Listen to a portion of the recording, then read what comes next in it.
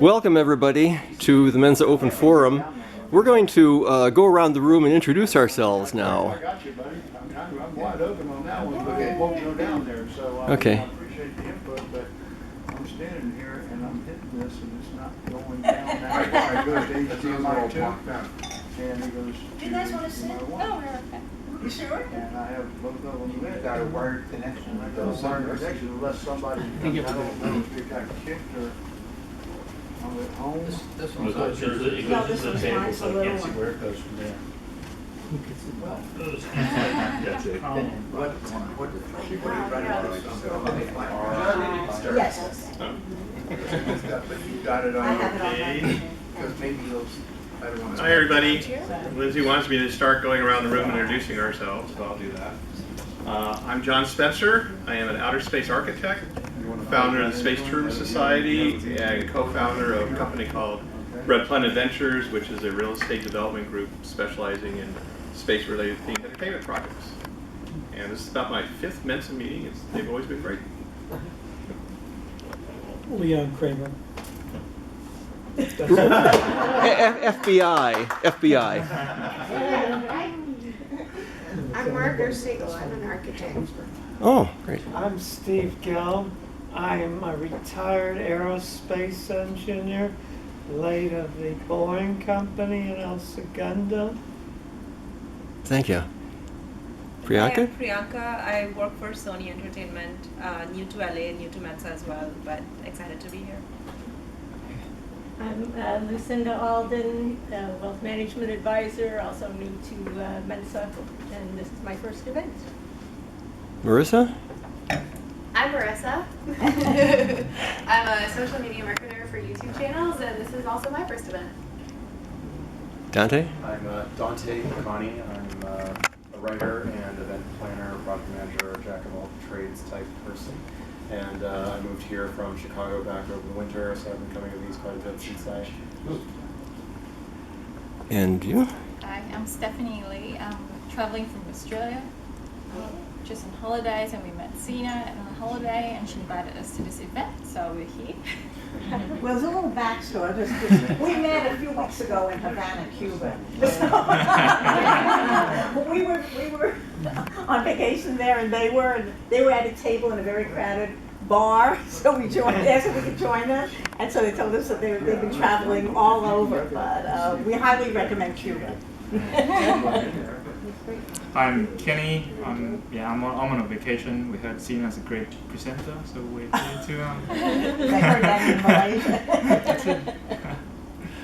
Mike DiStefano, also a Mensa member, a recovering aerospace engineer, but primarily a management consultant, primarily in entertainment and media. Actually worked for Sony for some time, and also I'm here in particular because we do a lot of work in business analytics.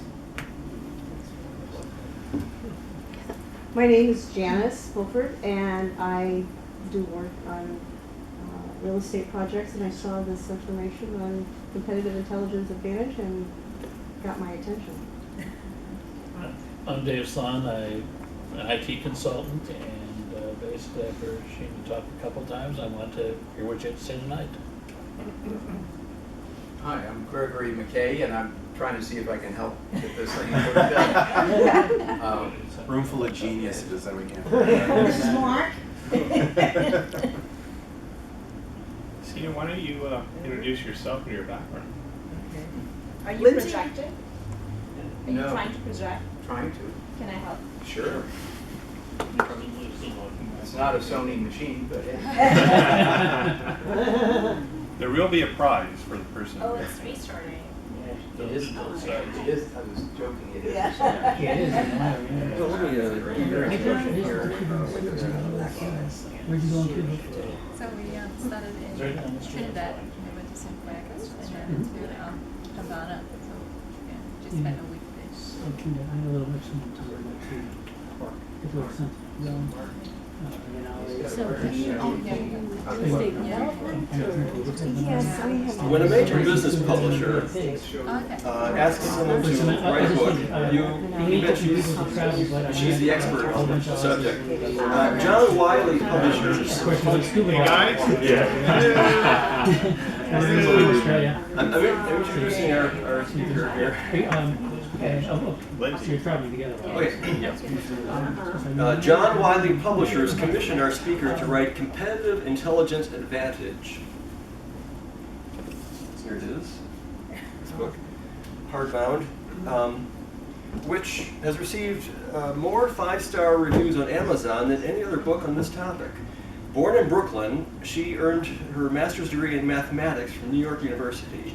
Following a successful corporate career, she moved to Los Angeles and founded the first competitive intelligence firm in the U.S. in 1979, Sharp Market Intelligence. They provide the necessary input and evidence for better decisions and strategy, uncovering market drivers, emerging competitors, unknown customers, alternative uses, opportunities, deep competitor profiles, and industry analyses. Clients range from Fortune 500 firms to those whose names are unfamiliar, in more than 200 industries globally, including medical devices, prison telecom, beer, and water tanks. Seena has been inducted into the Hall of Fame from the Association of Strategic Planning, and she's a fellow at her professional association. Get ready for how to grow your business and seize competitive advantage despite being bombarded with misinformation. Seena Sharp. Well, thank you. Okay, we're going to bring this without the slide for now, and hopefully we'll get connected while we're talking. But the title of this... Okay, all right. The title of this is Competitive Intelligence Reveals Growth Opportunities and Crushes Misinformation. We live in a world today of misinformation, and we're not even aware of how much we think we know that isn't true. So that's why I think competitive intelligence, or I call it market intelligence, so that you don't think it's only about competitors, is even more valuable today. So before you got the announcement about this meeting, how many of you had ever heard the term competitive intelligence or market intelligence? Wow, I'm very impressed. I must say, most business people I meet, and most of the time when I speak, they've never heard that term or phrase, let alone what it means.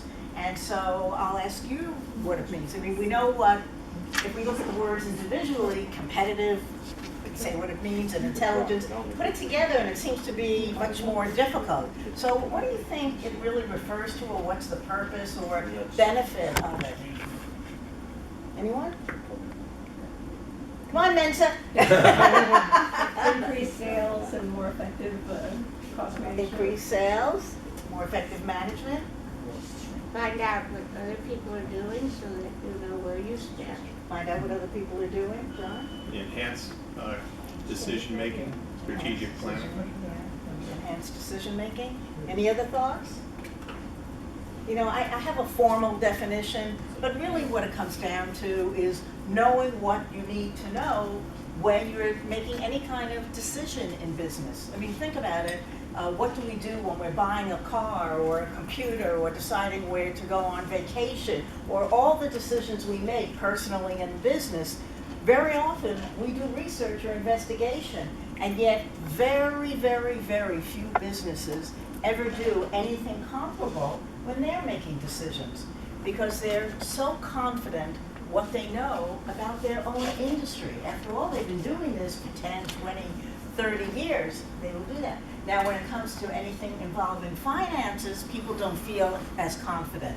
So they will have somebody internal, or they'll seek external help, but it's very different when it comes to the marketplace. And so that's why I want to talk about that, and that's why I think this can be quite relevant, as I said, both in your personal life as well as in your business life. So let me give you an example of how it works when you use it and when you don't use it. We had a client who made EEG machines, okay, and had a very successful business selling to hospitals and clinics. Then they developed a new machine, a new version of the machine that was smaller, lighter weight, portable, and less expensive. Well, they could have continued selling to the hospitals and clinics and said, here's our new version, but instead they said, wonder if there's another market that could use our product. It's one of the things that most companies don't think about. There is almost always multiple markets, multiple types of customer groups that you could sell to. It's not just 1, 2, or 3, but very few companies ever even think about that. But they did, and they said, I wonder what other businesses we could sell to. They thought about it internally, and they decided on the military, because EEG machines measure brain trauma. Brain trauma is a huge problem in the military. There are an estimated 200 to 400,000 soldiers who have returned from Iraq and Afghanistan with some level of brain trauma. So it's manifest in losing jobs, dissolution of marriages, crime, violence, in many ways and at different levels. So this company was thinking, well, the military could really use this because it's a big problem for them. Military buys in large quantities. The military pays full price. The military always pays their bills. What a perfect client, you know? So they thought this would be great. They were very excited about this. And they decided to hire a new sales staff that would be dedicated to selling to the military. They were going to create collateral materials, training brochures, and direct mail pieces that could also, that they would be using for it. So this was quite an investment. This was not a large company. This was quite an investment for them.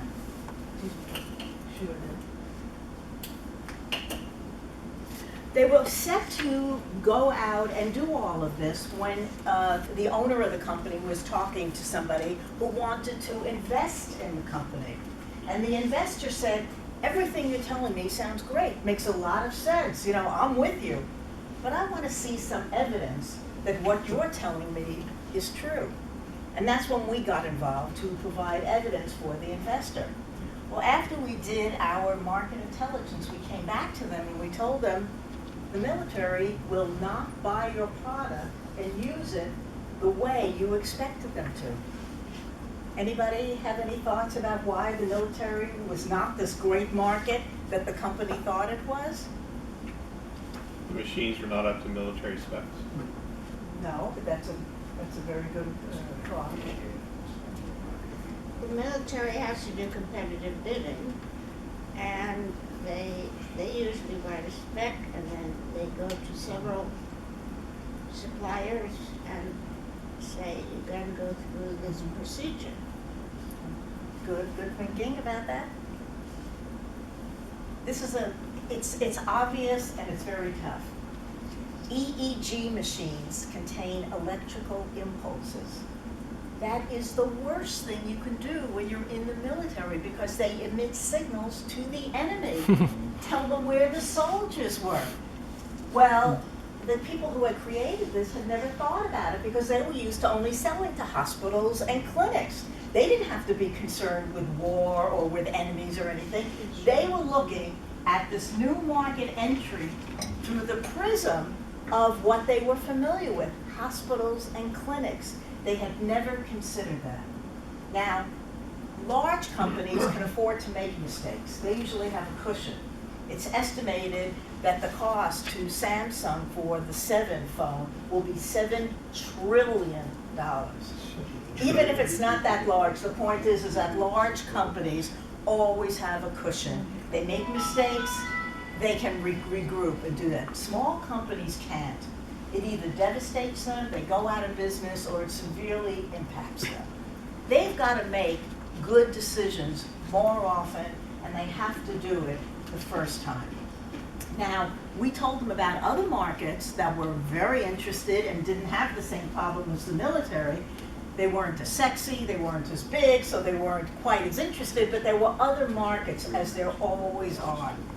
That's one example of how competitive intelligence saves money because it keeps you from making mistakes or it minimizes it. Let me give you an example on the other side, how it helps you to grow a business. And please ask questions or challenge or add any content. Didn't that company talk with the military during their research? And did they talk to the military? No, they made that, as most businesses do, they made that decision internally and said, you know what, we think we want to sell to another market, this would be a great market, so they did whatever kind of internal research, or they talked to themselves. This is very, very typical, is that we've been doing this for over 30 years, we've worked in over 200 industries. In virtually every single investigation we have done, we have found comparable information about the company's business that they didn't know. Sometimes it was as big a deal as this one, other times it wasn't as important. But we have always found crucial information that they didn't know. And I can give you examples in almost every industry. So an example on the other side of how it helps save you money, or how it helps make you money, is in the sporting industry.